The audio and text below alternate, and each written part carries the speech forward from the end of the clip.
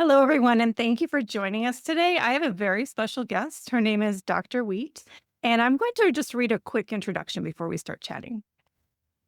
Dr. Santina Wheat is an academic family physician who finds great joy in helping others find their inner potential with a focus on belonging and community and improving access and education.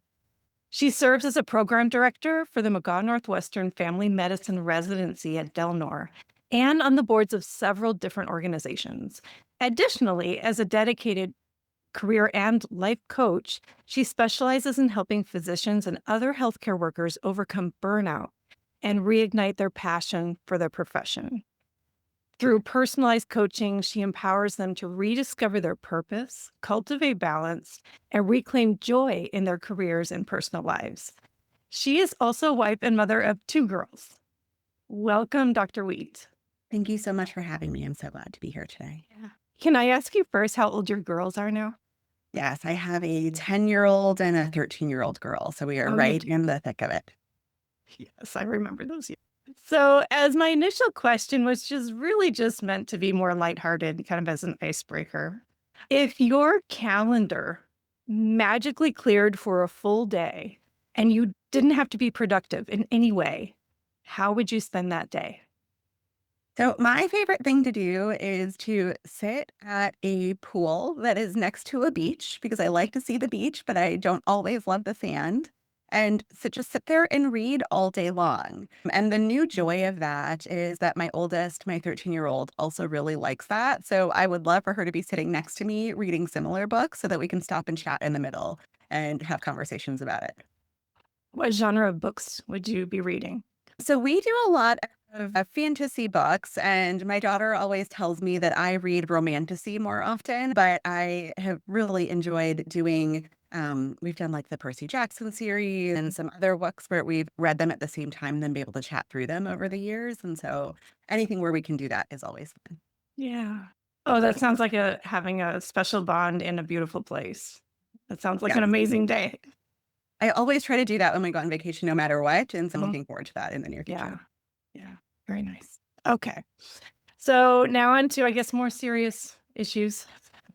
I would first like to talk about this invisible load that women carry when they are both a physician leader and a mom.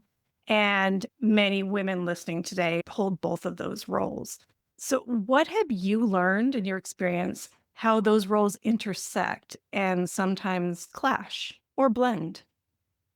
So I have learned that when I was holding this invisible load for a long time, I felt like the way that I had to deal with it was to just hold everything inside, that I had to have that mask on and show up as always professional. I am a quiet, serious person by nature, but I think that I probably amped that up more than I needed to. And what that meant was neither my team nor my children were really getting to know who I was or understand Mm. how I thought about things and how I could move forward. And I felt like I got so good at holding everything in that actually started watching my girls have these responses where they didn't know how I was going to respond to them. And I couldn't understand because I thought I was just being me. And I was doing the same thing at work. People didn't necessarily know how to approach me because they never saw that additional piece. They never saw, I'll say, that human piece, if you will. And it really came down to having to constantly be thinking about, okay, what is this next schedule? What do we have to do for this event? How am I going to put all these puzzle pieces together? How am I going to get this to do list done? And one of the things that I really learned along the way was that it was better for everyone just to see what I was experiencing.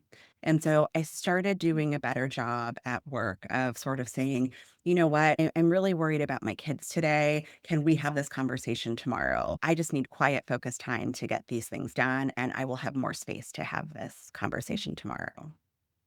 And at home, I started telling my kids about my day at work. I thought that they didn't need to hear that. But once I started sharing with them, oh, mom just had a really difficult day.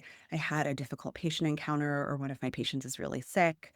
or even as a leader, I had to have a difficult conversation with one of my teammates. I had to tell them that I needed them to perform in a way that they weren't performing. It was always in sort of easy conversation.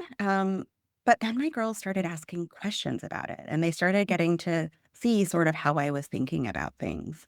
And I found that just by letting some of that go, just by providing more information in both places, that it really changed everything.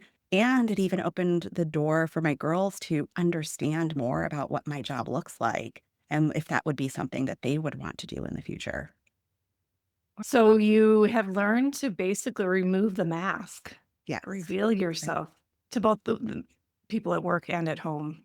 So hard to do because I feel like in medicine, we are taught that you just need to show up and be great for everybody.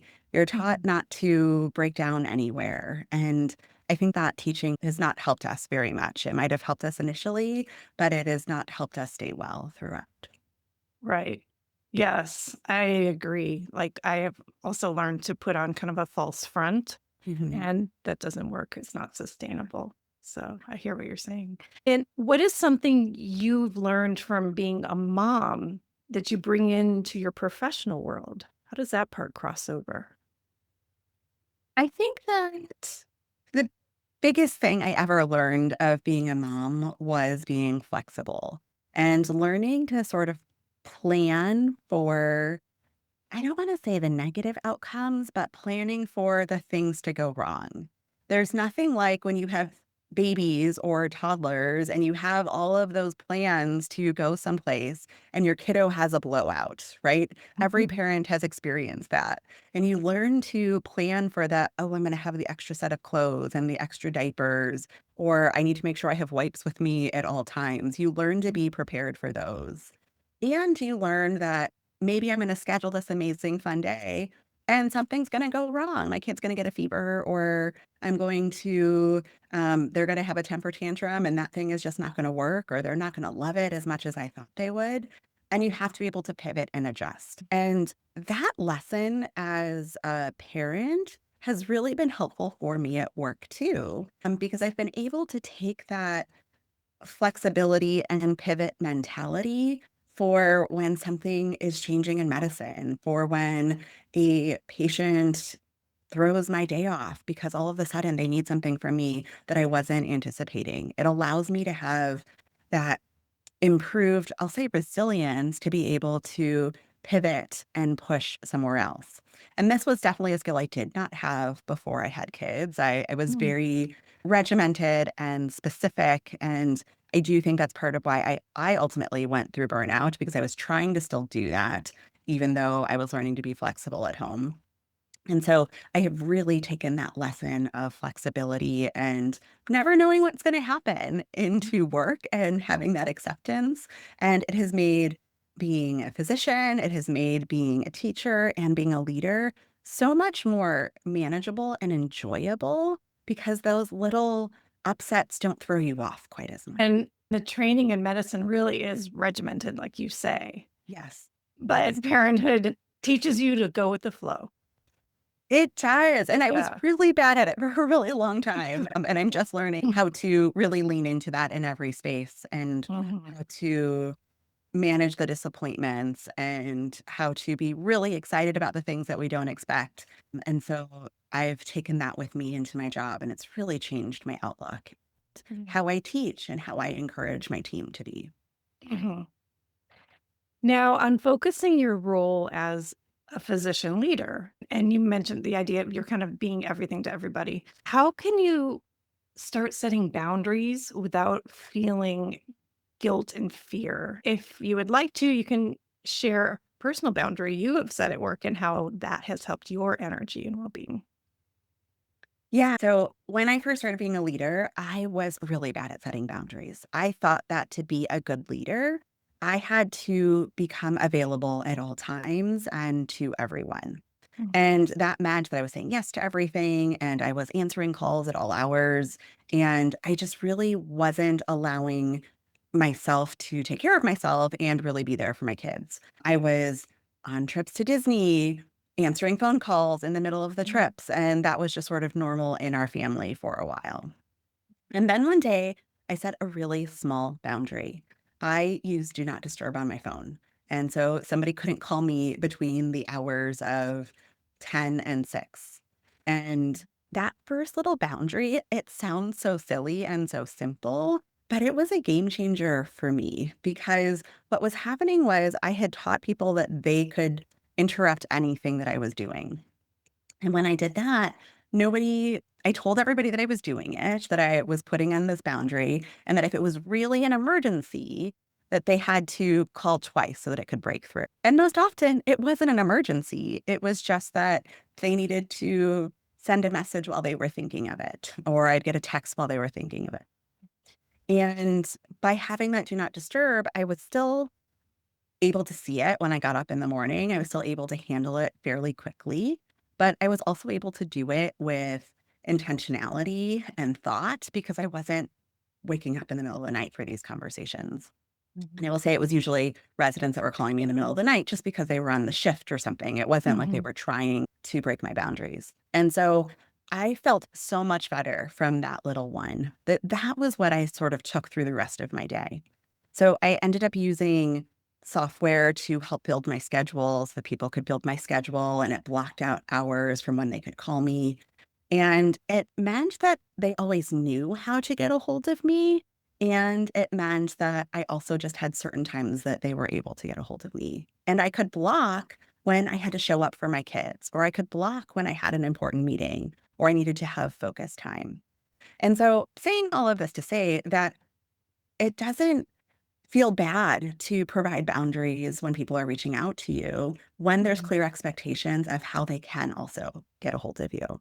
And so for me, what this really meant was it was providing the expectations and providing the limits. And no one has responded so far negatively to this. If there's really something that they're like, I can't find any time with you, then they'll reach out and then we have that Right. conversation.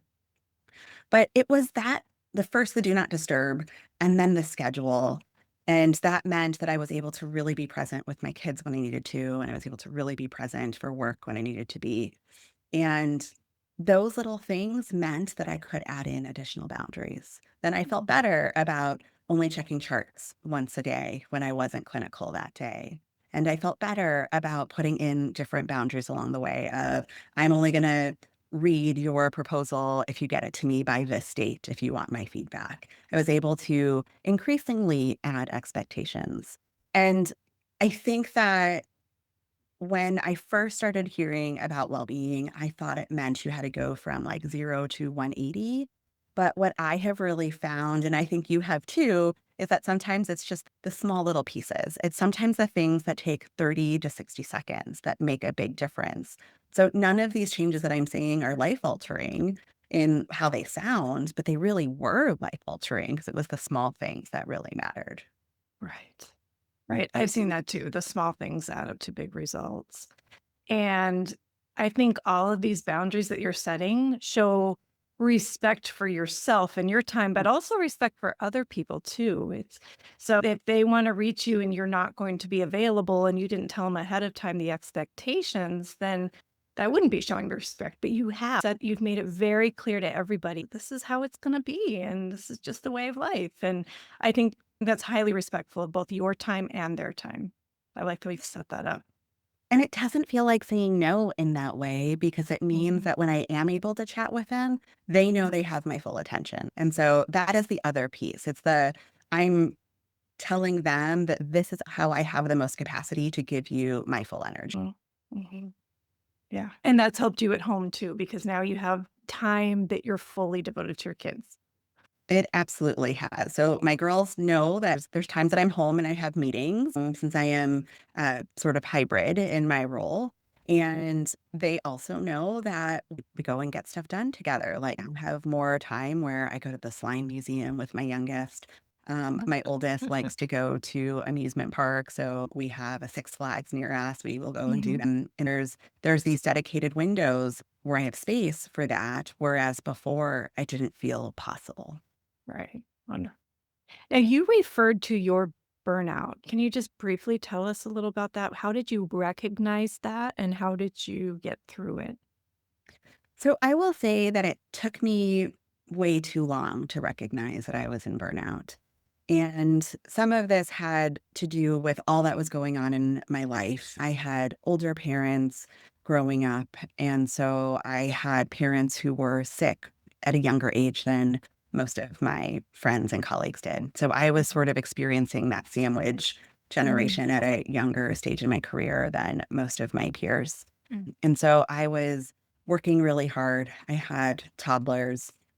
My husband also has always had a very busy and stressful job as well. And so we sort of had a household that was kind of always running.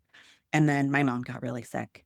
And I spent a year sort of going in and out of like taking phone calls when I was in the hospital room with her and sort of fighting for her care and showing up every day. Because at the time, the way that my vacation and sick time worked was it was all one pot. So I mm, always felt like I didn't have the ability to not show up at work. I didn't have the ability to stay with her always and not take care of work because I was always worried about this. Well, I need that time in case things get worse. That was just sort of the way my brain was working about it. And I didn't know how to get out of that. In hindsight, it really wasn't that. I could have taken time. And so some of that was just my own understanding of the world and my own fear. My company did really provide adequate time. I just was using it very well. And so then after my mom passed, I just sort of felt like I was in this role where I was stuck and I wasn't growing anymore. And I wasn't sure that I was loving medicine. So I did all the things that you're supposed to do. I did the informational interviews. I went and talked to other people about different jobs. And I ended up taking a different role within my organization. But I still wasn't really okay. And then COVID happened. So that didn't mm. help. And so we all experienced all of the transitions that were COVID. And that's when I was a program director. So I a brand new role as a program director during COVID. And I just reached this point where I felt numb, like I was showing up to work. I wasn't loving it. I was snapping with my kids. And that actually, when you ask what was the thing that really showed it, it was how I was interacting with my family. That was the difference. And that was when I realized, as I was mentioning before, that my kids would say something to me and my oldest would be like, "Well, aren't you mad, mom?" And I was like, "Well, why would I be mad about that?" And she had learned, but I was sometimes snapping for no reason. And that was really it. There was obviously grief in there too. And I had gotten grief counseling and went through some of that, but there was definitely the burnout also.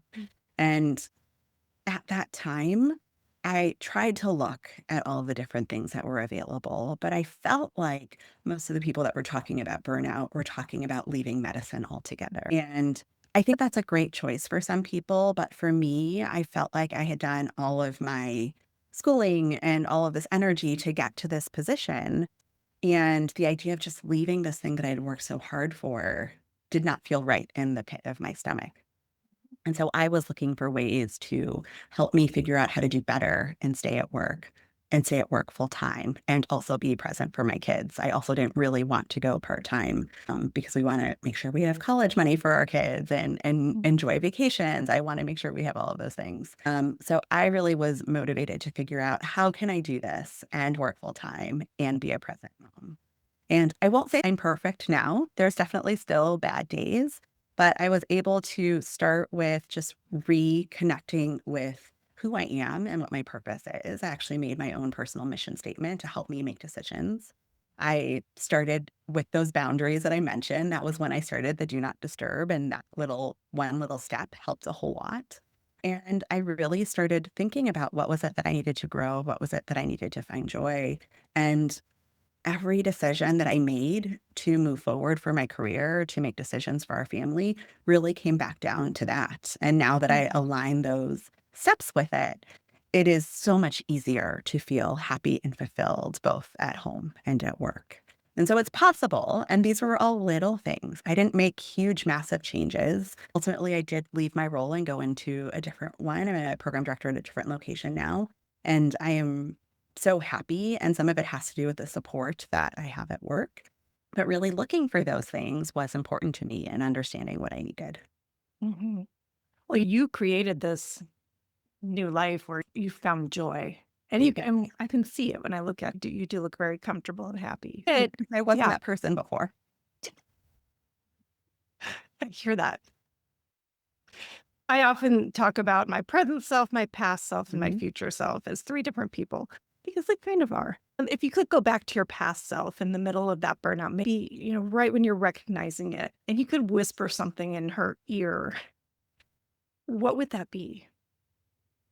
I think that the biggest thing that I would have said to that self before I was really making changes was to use gratitude. I think that that was the one that was the most surprising for me. There were people around me that were great about gratitude, that said thank you all the time. And in my brain, I thought it was a bit performative and I didn't really understand. But then I also realized that they were happier all the time. And so there was a day that someone sent me an email sort of out of the blue, and she was someone that I had previously been the supervisor for and was no longer supervising, and she sent me an email and she was like, "I just want you to know how much some of the things that you taught me really helped me align my values with my job." Hmm, And it was just lovely, and it was a really bad day, and that email just came at, like, the perfect time. And that's how I responded. I said, "I can't tell you how much I needed to hear that today." And receiving that email and also being able to thank her for that was a little bit of a changing point for me. And so I realized when I started having gratitude everywhere, when I had gratitude for being able to spend the time with my kids, when I had gratitude for my teammates doing things that made my life easier or doing their job, which sometimes not everybody does. So thanking them for showing up and doing what was needed. Some people say, oh, it's just my job. And that might be true, but not everybody does their job. When I was able to start sharing that, it really allowed my perspective to shift a bit more. It allowed me to also be able to lean in and enjoy those moments. And so if I could have started doing that just a little bit sooner, I feel like I probably would have felt better sooner. But that's okay also because I'm thankful that I understand it now and have been able to feel the benefits of it and see the difference of how when I wasn't using it more versus how I'm using it now. right. And you understand it now, and now you're teaching other people about it. So maybe they will learn a little bit sooner and I hope have so. then that's the whole point. Yeah, having these discussions is to share our experience so other people can learn from our experiences. So, just a bit of closing advice for the listeners today.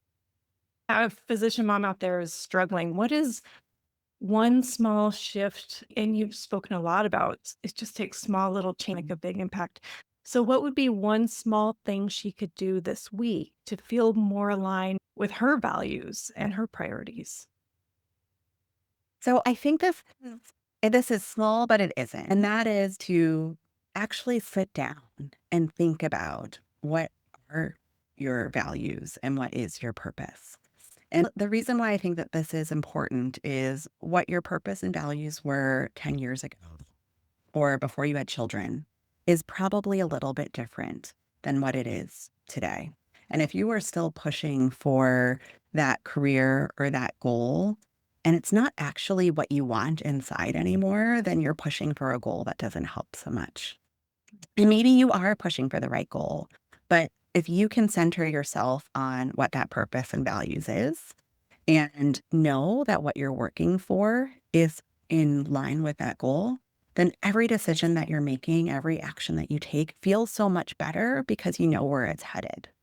It's just like when you do the difficult things with your kids, like when you take your kids into the doctors and you go through the different things that they need in order to be healthy. It might not be easy in the moment, but it helps them in the long run. And you feel okay doing it because you Mhm. see what the long piece is. If you can think about it like that for yourself, then each of those hard days becomes a little bit easier.